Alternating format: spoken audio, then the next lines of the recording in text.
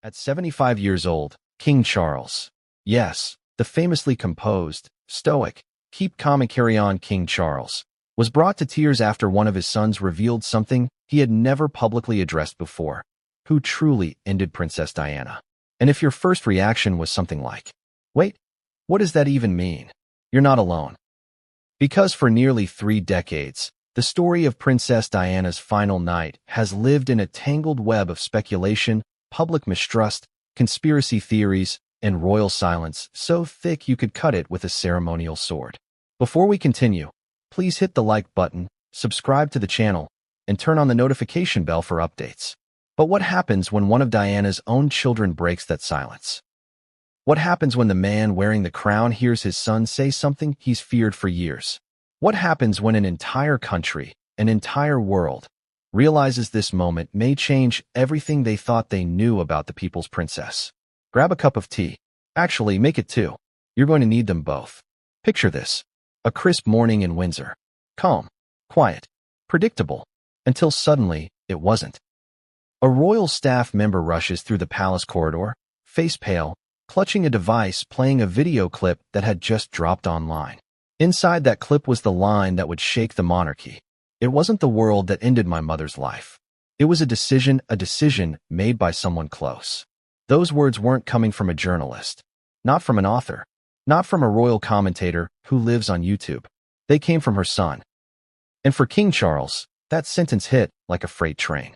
The man who has mastered the art of emotional restraint suddenly felt the weight of the world he's been carrying for decades, and this time he couldn't hide it. But what exactly did the son mean?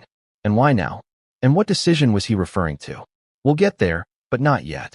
Because to understand this moment, we need to go back, way back, to the beginning of the story that never really ended. Curious what part of Diana's past still haunts the palace?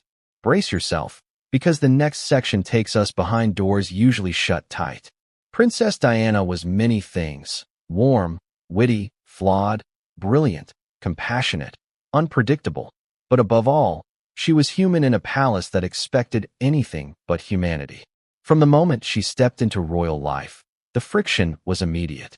Heavy checkmark Diana connected emotionally. Heavy checkmark the palace operated logically. Heavy checkmark Diana wanted authenticity. Heavy checkmark the institution needed perfection. Heavy checkmark Diana opened doors. Heavy checkmark the firm built walls. And somewhere between those contradictions, a storm began brewing. You know that one family member everyone is secretly obsessed with because they bring the chaos, the heart, the humor, and the truth? Diana was that, but powered by global celebrity, paparazzi frenzy, and royal protocol that dated back centuries. She was unstoppable, unpredictable, uncontainable, and that was the problem. But how does this connect to the shocking revelation years later? Simple. The tensions that surrounded her never disappeared. They aged, mutated, and resurfaced again through her sons, especially as they grew old enough to understand what happened. And now, nearly 30 years later, one of them finally said the part no one was supposed to say. Ready to hear how the sons discovered the truth? Good, because the next section peels back the royal curtain even further. Growing up, the royal brothers often heard whispers, not around them, but about them. Their mother's name was everywhere. Documentaries, articles, TV specials, books. Everyone had an opinion. Everyone except the people who actually knew the whole story. Royal advisors have a term for this: protection through silence. But as any parent knows, silence doesn't shield children forever. And when those children grow into adults with their own families, their need for the truth becomes unstoppable. Over the years, both brothers began asking questions that staff couldn't answer, and questions the palace didn't want to. Questions like, why was she being followed? Why wasn't security stronger? Who decided what kind of protection she got or didn't get? And who ultimately failed her? The most painful moment came when one of the brothers reportedly said, "Someone made a decision that changed my mother's fate." That phrasing wasn't accidental. It wasn't emotional exaggeration.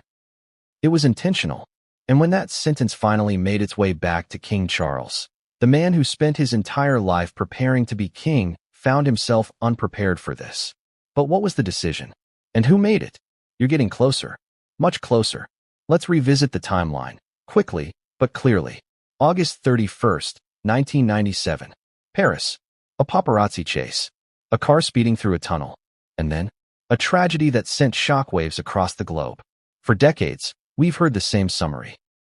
It was an accident, but Diana's sons grew up with access to heavy checkmark files the public never saw, heavy checkmark testimonies that were never televised, heavy checkmark logbooks, records, security notes, heavy checkmark letters and communications, heavy checkmark private statements made behind closed doors.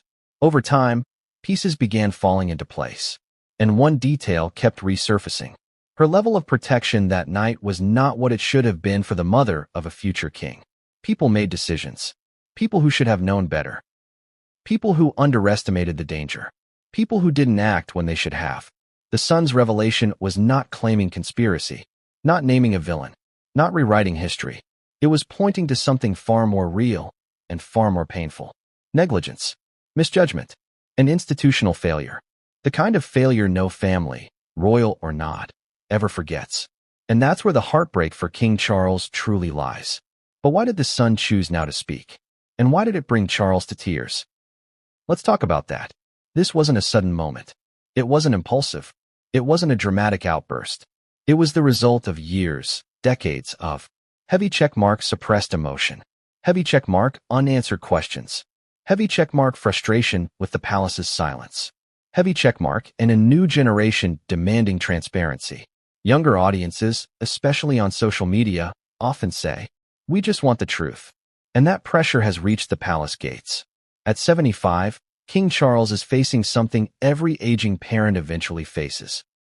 Children demanding accountability for the past. And the emotional weight is enormous. Because this isn't a political scandal.